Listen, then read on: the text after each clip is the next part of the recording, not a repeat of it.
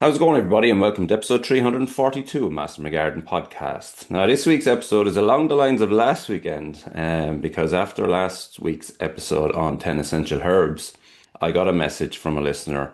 If I was only to grow 10 vegetables, what would they be? And this is, yeah, it's an episode I hadn't thought about, but it's actually quite a good one because there's there's a lot of vegetables, a lot of different types of vegetables, a lot of different considerations. And what is it that you actually decide to grow and what is worthwhile grown? So I've compiled a list and it'll be interesting to see, what other people's take on it is. I grow quite a few more than 10, generally speaking, at different stages throughout the year. But if it had to be only 10, I kind of have a compiled a list around that and I've given the reasons for it. But before we go to get into that, a message from this week's sponsor. It's ProBioCarbon. So both Cran and their biochar are two brilliant products that I've used in the garden for a long time. Um, the biochar I apply on a yearly basis to the beds, no dig beds, and it is biochar which has all the obvious benefits of biochar. And then obviously that is supercharged with beneficial bacteria that really benefit the plants up top. So better growth, better disease resistance in the weather that we're having at the moment, better drought resistance, and more water holding capacity in the soil and so on. And then the cran I've been using on hedging really turned inside out in the last couple of weeks. It has got two applications at this stage. It's due a third one. So that was his Portuguese laurel hedging that was looking a little bit sorry for itself, had picked up quite a lot of mildew over the winter period and is now starting to look. There's only, an odd little patch now. So another spray of this probably next month, and then hopefully we'll be getting to the stage where it's a very, very resilient and much healthier looking plant than it was recently. So a very, very good product. All the details for that are in the show notes. So yeah, 10 essential herbs for the vegetable garden. And I don't think it's an episode that we've covered before, but it's certainly an interesting one. And I suppose my general ethos, and I'm not stuck for space, right? So I have loads of space to grow as much as I want. Generally, my limitations tend to be around time and being able to spend enough time tending to them. So, with that in mind, whatever crops I choose to grow, they really have to give the maximum results from the least amount of effort. It's not a laziness thing. It's with being involved with football teams and that type of thing. My evenings tend to be tied up, and I'm getting less time than I would like to tend to the garden. And so whatever I grow needs to perform with as little effort as possible. And that's kind of one kind of criteria that I look for when I'm growing things. So it's effort versus reward, I guess. And that's a big factor. And I think that's something that we all should look for. If you have to put a huge amount of effort into something, or if you give over a lot of space for a small return, then, if you are limited in space, which as I said, I'm not particularly, but if you were limited with space, you wouldn't, for example, be getting the most return for effort or for the most return for space by putting in something like a cauliflower. And then that brings me to the next criteria. The next criteria is taste. When you're growing things at home yourself, what you want to grow is something that is going to taste remarkably different to something you would typically get in, a supermarket or a farmer's market or whatever the case may be. And the thing about cauliflower is it's a lovely vegetable. I actually love it with, white sauce. I think it's delicious, but it doesn't taste remarkably different when you grow it yourself or when you buy it in your farmer's market or even when you buy it in the supermarket. No great difference between them in any sort of form or how you've grown it. So it takes up a lot of space. It is a singular harvest, so you plant it, it takes up a nice bit of space for the period of time. It's not, it's relatively fast, but it's not particularly fast return. And then at the end of it, you get one harvest, one dinner, and that's it. So, you know what I'm saying? Effort versus return, or space versus return, then leading into taste. And the taste difference is just not there. On the other side of that, let's take something like a carrot. If you buy a bag of carrots in the supermarket, they're ridiculously priced at a kilo for 39 cent or 49 cent. That's a whole other argument on how they're being devalued, in supermarkets. But we won't get into that particular part of it today. But you take that bag of carrots and then take carrots that you have grown in your own garden, following the kind of things that we talk about on the podcast, soil health and so on. And you take that carrot and you eat it straight out of the ground. And now you're talking about a remarkable difference. So the carrot, for example, will tick the box of taste. Yes, it is tastes remarkably different to what you'll buy in the shop. There is others that, and we'll talk about those in a minute as well. So taste is really important, and you're looking for something that's going to taste, as I say, remarkably different, chalk and cheese, night and day, between what is available in supermarket, farmers market, etc., or what you will grow yourself. So we're looking for that big taste difference, the taste that, is whenever the crop finishes, you just don't want to eat another carrot or whatever it is. And the next one is ease of growing. So again, it falls, back to the effort versus reward, and we want things that are easier to grow. Um, Not without effort, because everything takes a certain amount of effort, and the reward then is, hopefully a lovely harvest. But things like, again, not to pick on the cauliflower, but they're going to take a little bit of effort because they're going to take up a lot of space. Summertime, you're going to have to either be very, very vigilant for caterpillars, or you're going to have to be constantly, you're going to have to cover them with bio-netting or enviromesh, and ensure that no caterpillars can get on them. You're tying up a lot of space. So there's a bit of work in that. And then again, the reward at the end is not so wonderful. There is something that falls onto the list, like for example, tomatoes. There's quite a bit of work in tomatoes, but it's the effort to reward again. So we're kind of, all of these criteria are kind of linked. So tomatoes are not, they're easy to grow in terms of, it's not difficult. Most people will be successful, but there is a constant little bit of work involved in them.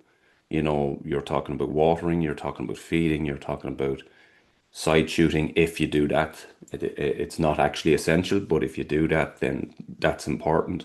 So, you have a certain amount of constant effort required on tomatoes.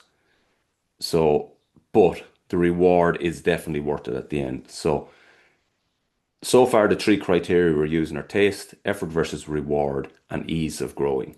And sometimes that ease of growing, it may not be the easiest to grow, but the reward at the end is still worth it. So that's another one. The other criteria that you kind of look at is cost to buy. And again, you may well, or I may well, pick on the humble cauliflower here. Cauliflower in the shops depends, at certain times of the year, they'll be, 79 cent or €1. They're typically going to be 140, something like that. Uh, you might in a household use one a week. Typically you wouldn't, though. It could be one every 2 weeks. Um, so again, you're going to link a couple of the criteria here. They're not that expensive to buy. If you grow them yourself, you'll have them at the same time. I know you can freeze them and so on. So they're not that expensive, and then the reward for growing them again is not as huge. But again, if you sort of look at tomatoes, they can be quite expensive to buy good ones, and they won't taste anything as good as you can. So you can see all the criteria kind of linked. And then the final criteria I use is things that you can use them for. So, with certain crops, there is multiple uses, and they can be used fresh. Some of them can be stored quite easily and brilliantly. And there's others, and again, I'm going to fall back to the cauliflower. Um, there's kind of not that many things you can do with a cauliflower. Okay, there's cauliflower chips, there's cauliflower sauce, there's, you know, cauliflower salads. There is a few bits and pieces, and I'm sure some of you creative chefs there are going to tell me um, lots of other ways of using cauliflower and so on. And but there is nowhere near as many, say, as the tomato. So again, cauliflower is a limited crop in this scenario. So tomatoes, obviously fresh in so many ways. You know, your salads, your bruschettas, but also they can store quite easily. They harvest over a long, long, long period of time. There's multiple cooking methods. There's multiple sauces, chutneys, etc. that you can make with it. So you can create such a variety in the uses as opposed to you're again picking on the cauliflower. Sorry if you're any cauliflower fans out there, but um, so that's kind of the criteria. So again, the five criteria I kind of used to come up with this list are taste, effort versus return, ease to grow, cost to buy, and uses and storage ability. And as I said, they kind of all intertwine and interlink when you start to look at each individual one. So this is not in order up from the one essential up to the number 10. It's not a list like that. It is just 10 crops. You can put them wherever you choose within 1 to 10. So number one, tomatoes. And this is, of all of the crops we're going to talk about now, tomatoes is the one that is so different. I had my first tomatoes this week, about six cherry tomatoes, and they are just phenomenal. They're a little bit later than I would typically have them, tiny bit, but even a friend who gets them off me every year, he's been asking me for about 3 weeks, are the tomatoes ready? And because they are phenomenal. They're the difference, the taste, the ways of using, like I love just baking them in the oven, putting them on toast, and just with a little bit of salt, and they are beautiful. I have a particular variety that I grow. The seed didn't germinate this year, so I don't have it this year, but it was, I think it was yellow chicken or yellow something or whatever. It was one of the two yellow ones that I had, and it grew really big into a kind of a beef kind of tomato. And you sliced it relatively thickly, fried it on a pan, and a kind of a strange, not a strange, but a kind of a caramelization happened when fried on the pan, and it got really kind of sweet with a little bit of an acidic kick at the end. But that fried on the pan on brown toast was just phenomenal. And you won't get a tomato in any store that tastes like that. I've never ever tasted like a tomato of this type. Just phenomenal. So many times I will, from the end of my harvest, which is typically mid-October, I'm lucky enough that I'm able to extend it to that time of the year, mid-October into early November. A lot of the time I'll hardly have a tomato between then and this time of the year again. Because every time you do, you're slightly disappointed. But tomatoes is one that 100% if you have, a greenhouse typically is what you need here in Ireland, but if you can grow them, it's one that has to be on the list. It's just so, so delicious. Number two on the list is kind of the same thing. It's potatoes. Again, there's no shortage of potatoes in terms of an offering within shops and farmers markets and so on. But the ones that you grow yourself, you won't beat them. And prime example of that, we had a kind of a family gathering here at the weekend. I actually turned 50, so that I had that kind of family gathering here at the weekend. Interesting. I don't feel 50, but yeah, I am 50, and we had a bit of a get together. But I have Charlotte um, potatoes, which we're harvesting from the tunnel, and we boil them up as we're part of a barbecue, and the everybody and I mean everybody. There was 30 people here on the Saturday. Everybody was talking about the potatoes. They were very, very simply done. They were steamed with garlic butter and sea salt, and they were just everybody was talking about what variety, where'd you get them. Absolutely, they are delicious. And again, I don't think that's something you can replicate. Now, there's a bit of effort, they're slow to grow. You have to get the ground ready, you have to get them in early, but there's not a huge effort, and the reward is unbelievable. You don't get a big harvest from Charlotte. This is kind of my second or third time growing them. Never getting a big harvest. Um, they possibly wouldn't have got enough water in the tunnel if I'm honest about it, but they certainly are unbelievably beautiful potatoes.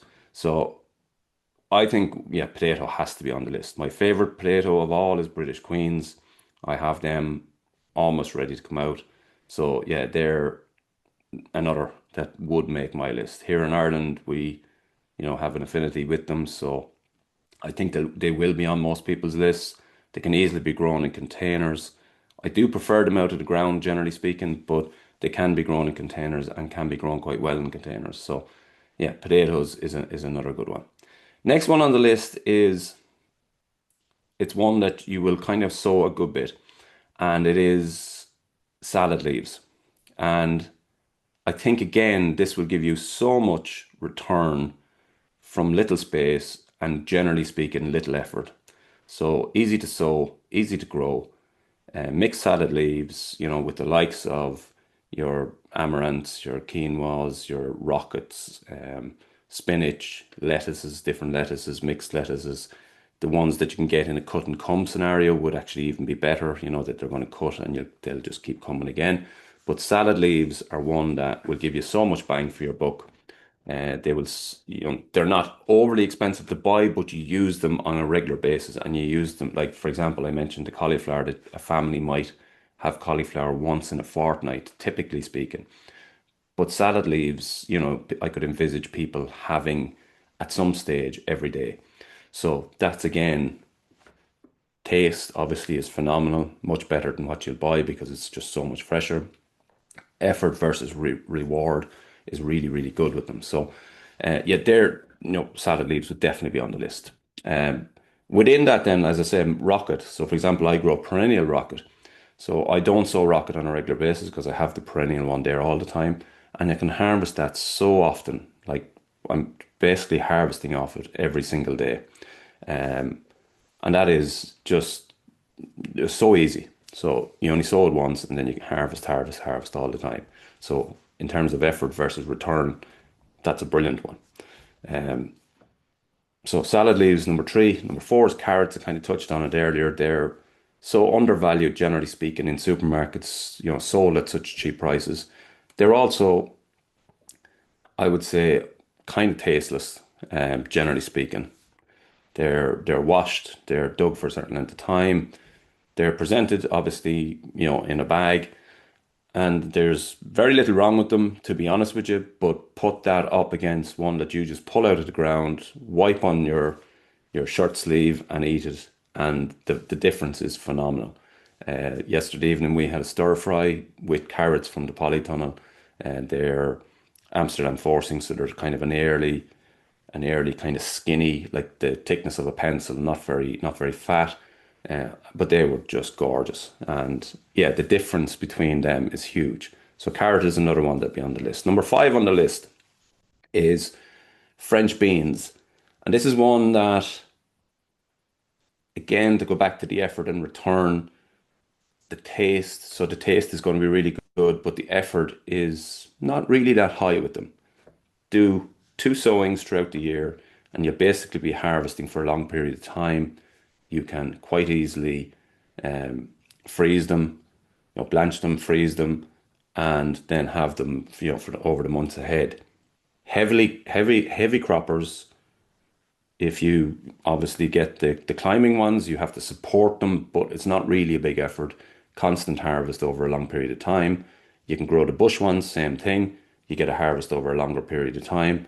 So again, effort, to return is really, really good with them. Taste difference, definitely there is some. Maybe not as stark as tomatoes or potatoes, but there is a difference of some sort. Um, Peas, I kind of categorize with them as well. Peas the other day with the family around, pulling peas off on the pod, and several of the children who wouldn't be in connection, connected to where fruits and vegetables are being grown on a day-to-day basis. But when I pulled off the pods and opened them, they actually couldn't believe the taste of them, and they went back for more. And as I said, these children don't necessarily, they wouldn't be in connection with growing of food on a regular basis. And to see them, willingly going back to get more. Obviously, they taste them because I was getting them to taste them, but they willingly went back for more. Um, while there was plenty of options of sweet things around the place, given that it was a party. But yeah, to see them going back for more just shows that there's something there taste wise that they really liked. Next one on the list is one that won't be on many people's list. But for me, I like it because, again, the effort to reward is quite good. The other thing that I like it for is that it gives you something when you don't have much else, and that's red cabbage. You could also throw into that category, Savoy cabbage, purple sprout, and broccoli, but they give you a taste and a harvest at a time of the year where you don't have a huge pile else on the go. So deep into winter, early into the springtime, the following year, you can have red cabbage, you can have purple sprout and broccoli, you can have Savoy cabbage. And they give you a beautiful, like red cabbage gives you a beautiful, earthy, um, quite a strong taste. Not everybody likes it. As I say, it won't be on everybody's lists. But I like those vegetables because they're giving you something at a time of the year where there isn't much else. And for that, they get into the top 10, in my opinion. Next one on the list is sort of the opposite of that. It's one that isn't, overly different in terms of taste. It's not, the difference is not stark, but it definitely falls in for ease of growing and consistency of use, and that's spring onions. So it's on every seed sowing guide that we do on a monthly basis. It's easy to grow. Anybody will succeed with it. You can grow it in a small space. You get a big return from a small space. It's something that would be probably on most people's, you know, shopping list on a weekly basis. It's also something that would be used within your kitchen on a daily, if not every second day, with salads, with stir fries, with, that type of thing. So it's a regular use, easy to grow, not overly different in taste, if I'm honest, but convenient, fast growing, and for that reason, it slots in here. Next one on the list comes back to taste, I feel. It's beetroot. And again, there's kind of something here that maybe not all the other ones, kind of tick the box for. And that is that as it's growing, the leaves can be used for salads. Not everybody takes advantage of that, but you should because they're beautiful. At the earlier stages, once they start getting a bit bigger, they get a bit stringy and a bit tough. But at those earlier stages, they're a beautiful salad leaf.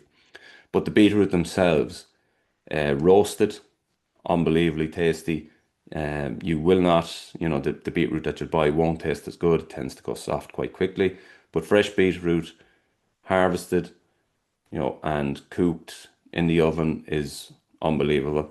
So we pickle here some years, not every year. We didn't do it last year, so we're actually currently any pickled ones are store bought. But typically we would pickle them here, and they're gorgeous as well. Totally different to the ones you'll buy and much nicer. But a crop that gives quite a bit of reward for not much effort. Once it's sowed, once it is germinated, doesn't too much affect it in terms of pests. Okay, it's a little bit slower to reach its maturity, but still quite a relatively quick crop. Can be eaten over a long period of time, so you can start harvesting kind of baby beets at a certain point in time, and then you can allow them to continue to develop, harvest as required over a long period of time. So again, ease of growing, not too much effort, and then very, very delicious on the other side of it. So ticking a lot of boxes. So beetroot is another good one. Next one on the list is one, again, it falls into, lots of uses for it. We only had it yesterday even again in a stir fry, and it's rainbow chard. So uses is in a stir fry, leaves can be used in a salad. The crunchy stems can be used in a salad, although personally I don't love them in a salad. But I do love the stems. So when our tomatoes are ready, chop up some tomatoes, chop up the charred stems really finely, put in some parsley, put in some chives, and kind of saute them on the pan, and you'll have an unbelievable breakfast with a fried egg. And yeah, I'm talking a lot about cooking here and food, but I suppose that's the nature of it. Um, but chard is a brilliant vegetable. Two sowings for the whole year. You can harvest pretty much 12 months of the year from those two sowings. Um, Multiple uses. You can harvest over time. So once you start harvesting, grow enough crops that you can just harvest outer leaves, allow it to continue to grow, harvest the outer leaves, and you can harvest this over months and months on end. And so again, going back to effort and return, it's a huge return for a really small amount of effort. It's also a vegetable that you won't find in many supermarkets. I know it's in some, you will find it in some farmers markets, but again, not all. So in terms of availability, in terms of effort to return, it ticks all the boxes, and it's definitely a vegetable that I would not be without. Last one on the list is garlic. Garlic is slow. So plant in November, harvest in June typically. Really easy to grow, so simple. Does okay, potentially pick up a little bit of rust and things, but a really, really simple crop to grow. Ties up that bed for quite a bit of time, but it comes out at a time where you can get something back in there. So garlic comes out, your winter, winter cabbage, Savoy, purple cabbage or red cabbage that I mentioned a few minutes ago, they can go back into the place. So you have it's out quite early in the season or out at a time that gives you enough time to switch to something else. It's one that you would probably use quite a bit of. So most people would use probably, a full head or bulb of garlic a week, I would say, and maybe two. So it's quite a regular use, and it's generally something that you would use, when certain crops, like we'll tend to eat a lot of salads during the summer, and then as we switch into the winter, we'll tend to eat more root crops and you transition. But garlic is one that will kind of used all year round. So even in the summertime with your lighter cooking, you will use garlic. In your more earthy stews and so on in the winter time, you will use garlic. So it's kind of used all year round. So it's not the taste comes into it here as well because again, a lot of the a lot of the garlic that's in supermarkets, if you look at the sources on it, they're Peru, China in a lot of cases. Um, you don't really know what has been used in the treatment of them, particularly for this, for that long travel that they're going to do. They're not overly expensive to buy, but in terms of taste, a lot of the nice French varieties, they just give you a taste that is different and really, really trumps anything that you'll buy in a store. So for taste, for ease of growing, um, cost to buy is not high. Uses, there's loads of uses. Storage, they'll store over a long period of time, so it ticks a lot of boxes. I would also throw in onions there. Very little difference in taste between what you'll grow onion wise yourself and what you'll buy in a farmer's market or supermarket. But they're easy to grow, really, really easy to grow. If you have the space, I don't think you can fail with them. I know a lot of people this year, just with that really hot weather, onions bolted, but in a general sense, they're easy to grow and very hard to not be successful with them. So, looking over that list again, you're looking at tomatoes, potatoes, salad leaves, carrots, French beans, red cabbage, spring onion, beetroot, chard, garlic, and a few honourable mentions along the way. Again, apologies to any cauliflower fans there. I don't mean to pick on it. I do grow them. Um, But I just don't think in a garden where you're caught for space that they really justify their place because not a wild amount of taste difference, take up a good bit of space. So again, all of those, if I was to pick 10 must-haves, that is the list. Um, Another thing just to mention, Carlow Garden Festival has kicked off. The episode a couple of weeks ago covering all the speakers. Like if you just go back on that, there is some amount of speakers, like unbelievable speakers at this festival over the course of a week in various beautiful gardens around Carlow and surrounding areas. And yeah, it's a really, really, really brilliant festival and really worth checking out. So, Carlow Garden Festival, if you are doing it, have any spare days over the next week, check out that. Um, Before we finish off, I mention again for this week's sponsor is ProBioCarbon. The link to that is in the show notes. And that's been this week's episode of 10 Essential Herbs for the Kitchen Garden. That's been this week's episode. Thanks for listening. And until the next time, happy gardening.